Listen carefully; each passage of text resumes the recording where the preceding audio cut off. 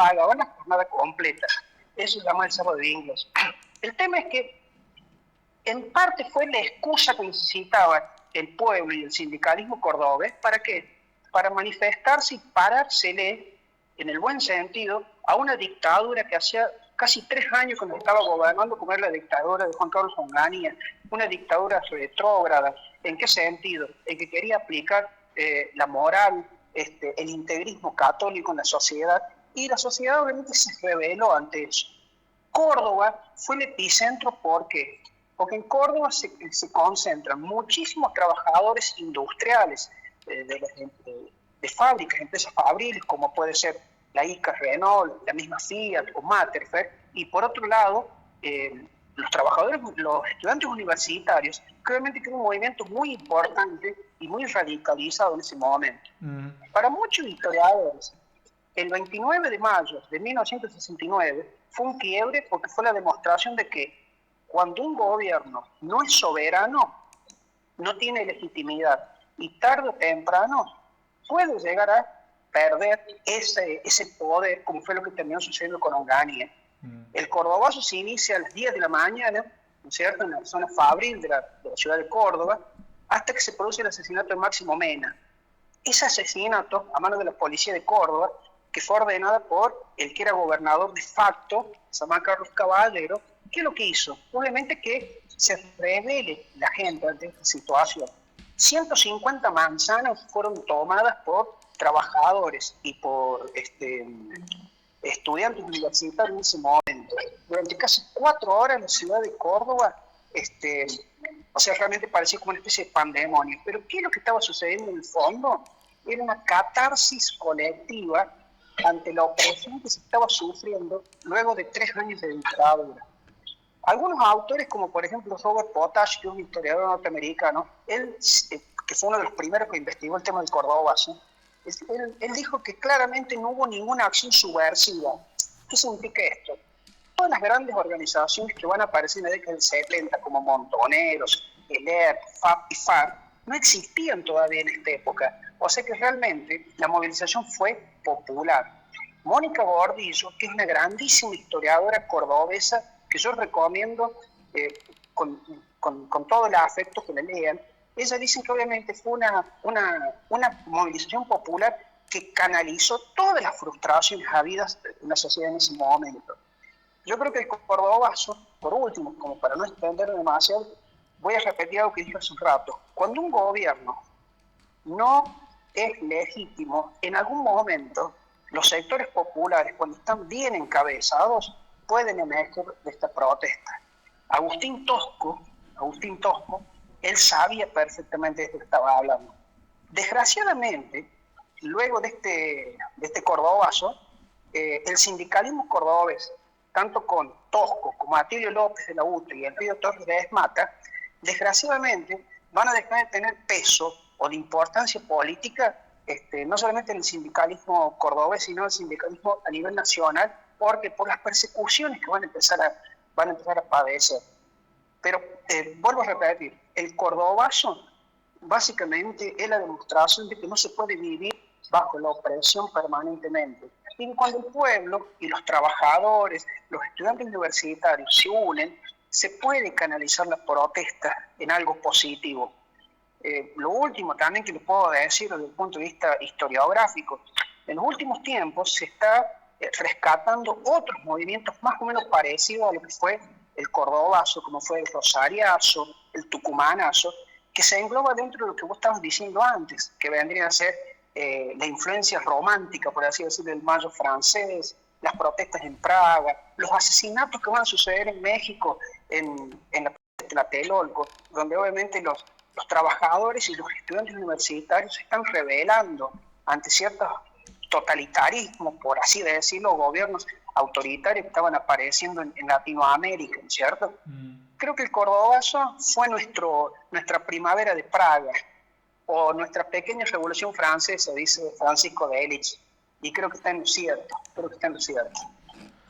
Estamos hablando con Diego Zavala, él es profesor de historia. En este momento están sus estudiantes frente a él. Está dando esta nota mientras en el industrial están los chicos ahí con mucho respeto escuchando, a los cuales le agradecemos un montón.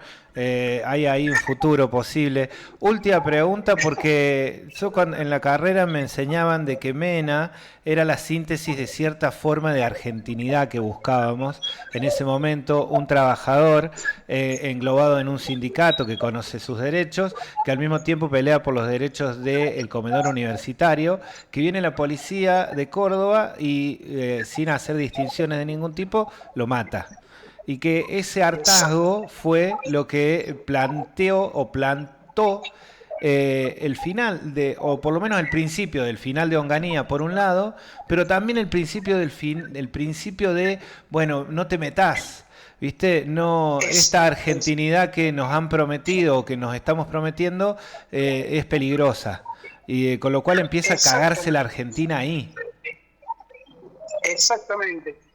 Obviamente que si uno ve la línea de tiempo y comparamos la dictadura de Onganía, que vendría a ser lo que sería la dictadura de la Revolución Argentina, así se llama, con la tremenda y genocida dictadura que va a venir en el año 76, obviamente que se habla en otros momentos.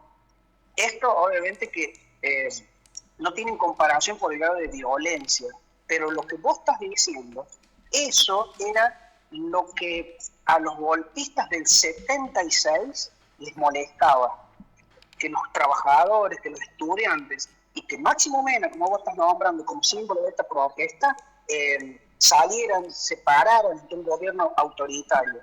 Desgraciadamente, lo voy a decir con todo respeto, los golpistas del 76 tomaron nota de todo esto y por eso hicieron el desastre que hicieron a partir del año 1976. Pero el símbolo de Máximo Mena, como también otros estudiantes que fueron asesinados en esta época, como va a ser después Santiago Pampillón, con lo que va a suceder en lo que va a ser el Navajazo o el Viborazo en el año 72 en la provincia de Córdoba, también porque el Viborazo, que fue también otra protesta muy similar a la del Cordobazo, fue mucho más violenta todavía, con lo cual Córdoba dejó de lado esa fama de conservadora, por así decirlo, de ultracatólica, la Córdoba de las campanas, que está todo muy bien, y pasó a ser la Córdoba rebelde, que hasta el día de hoy nos sigue iluminando con su ejemplo. Creo que humildemente, o sea, los golpistas del 76, iban tomando nota de todo esto, de la rebeldía que muchas veces el pueblo puede llegar a tener, del trabajador, de la conciencia de clase que puede llegar a tener. Por eso es importante la educación, por eso es importante formar a los trabajadores que conozcan sus derechos, que sepan plantar bandera. Máximo Mena, en ese sentido, si fue una víctima, la primera desgraciada víctima de ese autoritarismo terrible que tenía la vieja policía de Córdoba en ese momento, ¿no es cierto? Uh-huh. Él fue asesinado ahí cerca de lo que sería el Paso del Sargio, ¿no es cierto? Exactamente. Pero, a ver, son 150 manzanas que fueron tomadas. Esto que voy a comentar, seguramente vos le preguntas a gente grande, como el caso, yo siempre le tomo a mi mamá como referente, mi mamá tiene 84 años, ella me nombraba el Neptuno. ¿Qué es lo que era el Neptuno? Era el carro hidrante que utilizaba la policía de Córdoba, que lanzaba agua con tintura, y esto te lo puede corroborar cualquiera que haya estado en ese momento. Mi mamá estuvo por una circunstancia, mi mamá era maestra de escuelas municipales en esa fecha, y apareció el Neptuno y te tiraba un agua con una pintura de color rosa. Entonces, claro, cuando vos te salpicaba el agua, vos te escapabas, por más que te alejaras de la zona del centro, si te veía la policía con la ropa pintada, te detenía. Las barricadas que hubo barricadas en todos los puentes de acceso al que sería el centro de Córdoba. Y lo curioso, y acá viene un dato interesante, que muchas veces no se tiene en cuenta, el ejército, el tercer cuerpo del ejército, está en la avenida Colón, esquina Cárcano, o sea, en lo que sería la zona del Tropezón. Bien, no le hubiese costado nada al que era en ese momento ministro de gobierno, que era Alejandro Agustín Lanusse, de darle la orden al ejército para que saliera de ahí de la guarnición, que es donde está, o sea, la zona del Tropezón, donde está Barrio Don Bosco. Lo único que tenía que hacer el ejército era salir con las tanquetas, avenida Colón, el 5000 será más o menos, vos seguís derecho, vas a llegar a Colón General Paz, donde era el epicentro, y capaz que terminaban de forma violenta, pero terminaban la protesta. Lo curioso fue que el ejército recién a las 5:30 de la tarde le dieron la orden de Buenos Aires para que salieran. ¿Qué quiero comentar con esto? A partir de ahí sí comenzó una especie de represión que va a durar por lo menos hasta el 3 o 4 de junio, pero lo curioso es que tardaron casi 7 horas en sacar las guarniciones del ejército. ¿A qué voy con todo esto? Que también, así como el movimiento obrero y los trabajadores se plantaron a Onganía, también Onganía tuvo sus propios enemigos internos. Porque por la forma totalmente nefasta de gobernar que tenía este hombre, que en 2 años y medio no solamente implementó un modelo de lo que ahora sería el modelo neoliberal, en ese momento no existía ese concepto, existía otra idea, pero sería el liberalismo puro. No solamente hizo eso, sino que intentó implementar un integrismo católico en todos los órdenes de la sociedad. Yo hace un rato estaba comentando a mis alumnos de sexto A, que por ejemplo, en el caso mío, yo tengo el pelo largo. Un tipo con pelo largo, obviamente, es conocido que le pasaba. Obviamente que era encarcelado y le cortaban el pelo. Las chicas con minifalda, ¿no es cierto?, que les tapaban las piernas y se las llevaban a las comisarías.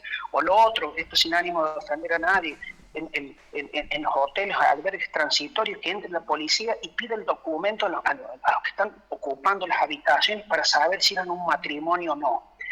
Ese tipo de acciones fueron las que les caían muy antipáticos incluso a miembros de las propias juntas de gobierno. O sea, en ese sentido, Juan Carlos Onganía fue muy nefasto. Y desgraciadamente, después de este Cordobazo, al año siguiente se va a producir el secuestro y posterior asesinato de Pedro Eugenio Aramburu, uno de los golpistas del 55. Ese va a ser otro error político gravísimo que va a comentar Juan Carlos Onganía. O sea, nos va a dejar una especie de bomba de tiempo para esa época, políticamente hablando. Pero nada de eso puede empañar lo que significó el Cordobazo. Que vuelvo a repetir lo que dije hace 5 o 10 minutos atrás. Es la demostración de que cuando un gobierno es ilegítimo, pero tiene bases en los trabajadores y en los estudiantes universitarios, con toma de conciencia, se puede intentar cambiar un orden establecido. Lo importante es la educación. Y ahí sí rescato lo que vos dijiste, lo que están haciendo humildemente mis estudiantes y los estudiantes de otros profes que yo conozco, que es abrir cabezas. Cuando vos conoces los derechos, es muy difícil frenar el ímpetu popular o la marea popular. El Cordobazo fue todo eso. Y a mí como cordobés, nacido en la DOC, a mí hasta el día de hoy me enorgullece y me encanta que me hayas llamado para decir estas humildes palabras. Gracias, Diego, por el contacto. Hay un montón para seguir charlando, pero en una de esas, si tenés tiempo, arreglamos para que el lunes te vengas al streaming, que es más relajado ahí el tema de tiempo y charlamos porque el modelo económico que quisieron plantar, lo plantaron a la larga. Pero bueno, no nos vamos a meter ahí porque tenemos que cerrar el programa. Pero te mando un abrazo. Pero no, sí. Yo me freno cuando salgo al aire, me freno porque, mira, muchas veces, a ver, ahí está, ya me metiste la pata. No, tengo que ir.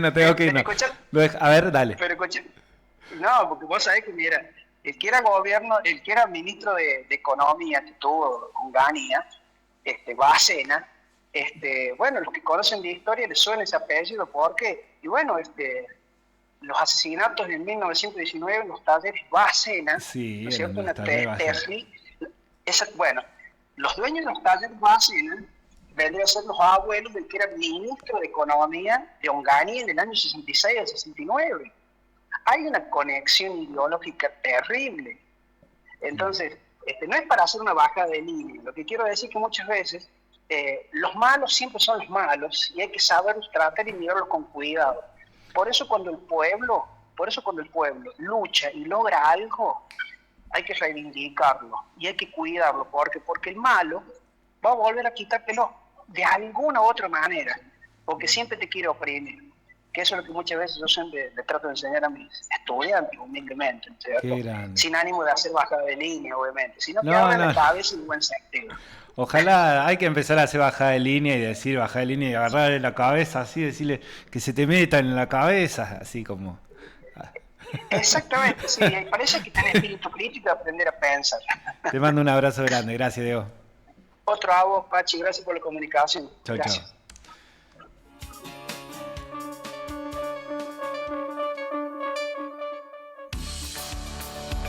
...50 minutos han pasado de las 13 horas... Vamos a cerrar con el Homo Inservible. Esta hazaña, ahora lo enchufamos, porque está desenchufado. Pero vino, ¿vieron que vino? ¿Vieron que iba a venir? Así como decía mi madre, bueno, vino. Vamos a escuchar un pedacito del Plan de la Mariposa y cerramos con Juan Alberto Macho, que en realidad abrimos, porque esta noche viene Nacido y Creado, con equipo completo, con Team Complete, según lo que me están contando por Cucarachix. A morir mi muerte, con el tiempo estaremos juntos, celebrando por ir a la fuente, la fuerza de creer que es por ahí.